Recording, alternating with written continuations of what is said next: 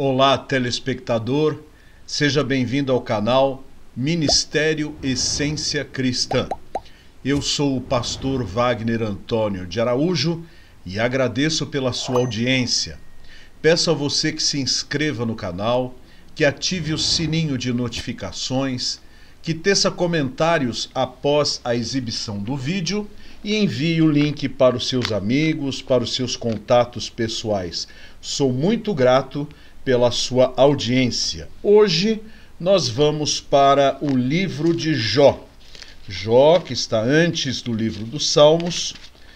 Eu quero me deter no versículo 1 do capítulo 1, que diz o seguinte: Havia um homem na terra de Uz, cujo nome era Jó, e era este homem íntegro, reto e temente a Deus, e desviava-se do mal.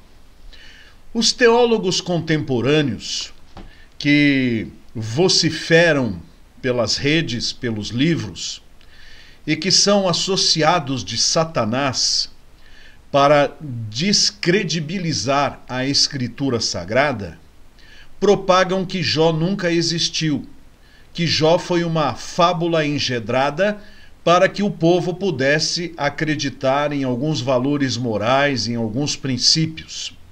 Estas são palavras ditadas pela serpente do Éden, por Satanás.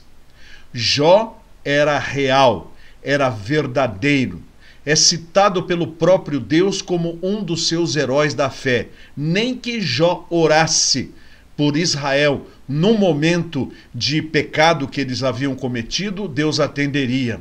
Deus diz que Jó existiu. Jó é anterior ao próprio Moisés. Viveu há muitos e muitos anos. Um tempo longínquo, logo depois de Noé e Abraão, naqueles momentos tão rudimentares, tão primevos, tão primitivos, este homem era um homem temente a Deus. E diz a Bíblia que ele era um homem justo e íntegro, reto, temente a Deus e se desviava do mal. O Novo Testamento fala a respeito da paciência de Jó. Um homem que temia a Deus no meio de uma geração corrupta, de uma geração decadente. Não houve geração melhor. Nós vivemos hoje numa turbulência socioeconômica, política, polarizada no nosso mundo. Enquanto filmo esta mensagem, o Brasil atravessa a sua maior tormenta jurídica e política. Eu espero que quando você assistir a esse vídeo, as coisas tenham se acalmado. Mas a Bíblia diz com categoria e com clareza: o mundo jaz no maligno. O mundo descansa no maligno. O mundo chafurda na lama do maligno. Satanás tem se assenhoreado dos homens todos e feito todos os homens reféns do poder do pecado. Foi para isso que surgiu nosso Senhor e Salvador Jesus Cristo, para quebrar, para destruir as obras do diabo. E cada pessoa que se converte a Cristo, ela é uma declaração de guerra contra Satanás, dizendo: Satanás não venceu, quem vence é Jesus Cristo. Agora, no meio de todas as gerações, e esta é a geração onde o pecado é mais declarado, mas as gerações passadas são tão pecaminosas quanto estas. Acontece que o ser humano vai dando nova roupagem ao pecado e agora nova publicidade ao pecado. Porque se antes o pecado era algo velado, algo coberto, algo que não era divulgado aos quatro cantos do mundo, hoje ele é público, ele está nas redes sociais, ele está nos canais televisivos, ele está escancarado diante do mundo. Mas diz-nos a Bíblia que Jó, no meio de uma geração perversa, no meio de uma geração corrupta, no meio de um povo que não temia a Deus, que não tinha decência, que não tinha justiça, que não tinha moral, Jó se destacava como um homem íntegro. Idêntico a Noé, que no período antediluviano, no período anterior ao dilúvio, foi encontrado por Deus como um homem justo e íntegro na sua geração. Como José, o pai adotivo de Jesus, que segundo Mateus era um homem justo diante de Deus. Mas eu pergunto a você, existe algum justo? A própria Bíblia diz, não há um justo sequer. Todos pecaram e separados estão da glória de Deus. Ora, se não há nenhum justo, como Jó é classificado como justo? Como Noé é classificado como justo? Como José, o pai adotivo de Jesus, é identificado como justo? Este justo aqui não é perfeito, não é íntegro ao extremo, porque todos são pecadores, mas dentro do seu escopo de conhecimento, dentro daquilo que conhecia da lei e da palavra, era uma pessoa justa na sua geração. Era uma pessoa íntegra na sua geração. Era alguém que não andava no caminho errado na sua geração. E estas coisas são coisas de princípios, são coisas de valores que nós recebemos no berço ou que nós recebemos por conhecer a santa palavra de Deus. O que é ser um homem justo, íntegro e que não se desvia do mal, no mal ou para o mal, aqui no nosso tempo? É aquele que ouve a Bíblia e que a pratica o tempo todo. Eu moro bem de frente a uma escola. E na hora em que os pais vêm trazer os seus filhos para a escola, é uma rua de uma mão só. Muitos pais vêm na contramão com motocicletas e vêm com seus filhos na garupa da moto. Que lição eles estão dando para os seus filhos? Há uma lei e a lei diz, não entre na contramão. Mas esses pais estão a entrar pela contramão, mostrando para os seus filhos que a lei não deve ser obedecida ou que, quando não há nenhum policial, não será obedecida. Em frente à escola, há uma faixa dizendo só peruas, vans, automóveis da escola podem parar para pegar e levar alunos. Então, quando não há nenhum policial, vários carros estacionam na porta dessa escola, inclusive porque há um posto de saúde logo próximo. Quando chegam as vans escolares, elas não encontram lugar para estacionar os seus veículos. Então eles chamam a guarda municipal. Quando a guarda municipal chega, os motoristas que viram a guarda chegar saem correndo para não tomarem uma multa, mas os demais todos são multados. Então, enquanto os guardas estão olhando, não param outros carros. Quando os guardas vão embora, eles novamente lotam o estacionamento. Por que o ser humano é assim? Porque o ser humano é escravo do pecado. O ser humano faz o que é errado. Isso está na sua essência, está no seu DNA espiritual. Você pode criar alguém no maior conhecimento, mas se ele não tiver temor de Deus, o mal eclode. Por isso veio Jesus, para mudar a nossa natureza. Somos filhos de Adão, logo herdeiros do pecado. Mas quando entregamos o nosso coração para Jesus, sofremos uma mutação, sofremos uma transformação.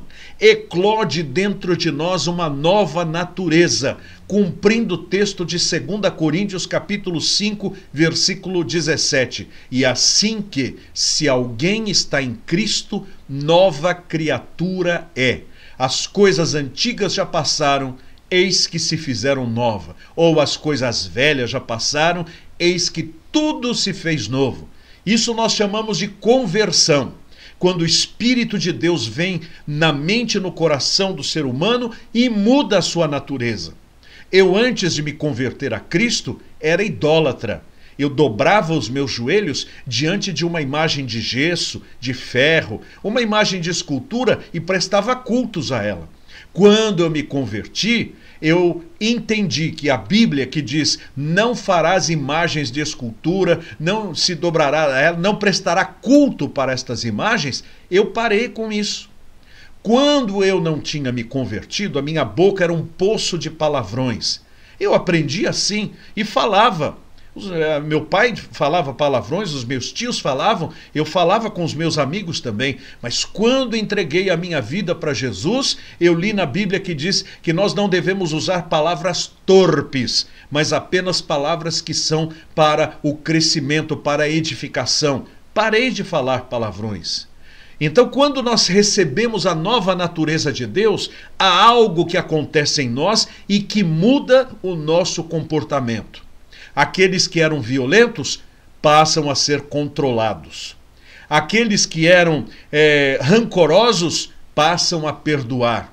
Aqueles que eram mentirosos passam a falar a verdade. E Deus detecta os justos num determinado lugar geográfico ou numa determinada geração. Porque este Jó, que estava no meio de um povo corrompido, diz o texto, havia um homem na terra de Uz, cujo nome era Jó, e era este homem íntegro, reto e temente a Deus, e desviava-se do mal. Deus vai olhar para a sua casa, vai olhar para a sua rua, vai olhar para o seu bairro, vai olhar para o seu condado, vai olhar para a sua cidade, o seu município, vai olhar para o seu estado, vai olhar para o seu país e vai dizer: ali está um dos que andam nos meus caminhos. Por isso nós precisamos clamar a Deus para nos dar esta integridade, para nos dar esta justiça, para que a nossa boca seja sim, sim, não, não, porque o que passar disto é de natureza maligna. Que Deus nos dê a integridade de não fazermos algo na frente das pessoas e outra coisa atrás destas pessoas. Que Deus nos dê a integridade para sermos fiéis no nosso matrimônio. Quando nós colocamos a aliança no nosso dedo, contraindo núpcias com o nosso cônjuge, nós declaramos publicamente que seríamos fiéis a esta pessoa, que nada, absolutamente nada, quebre o nosso compromisso de fidelidade com o nosso cônjuge.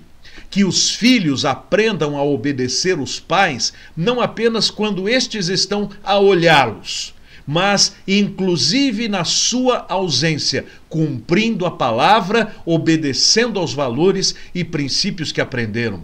Que Deus ajude os crentes a serem fiéis ao Senhor, não apenas quando seu pastor olha, não apenas quando o ministro de sua igreja está atento, mas que possam sê-lo, inclusive sem nenhum ministro, sem nenhum pastor a olhá-los, mas sabendo que Deus a tudo vê, a tudo ouve e tudo contempla e está selando aqueles que são seus.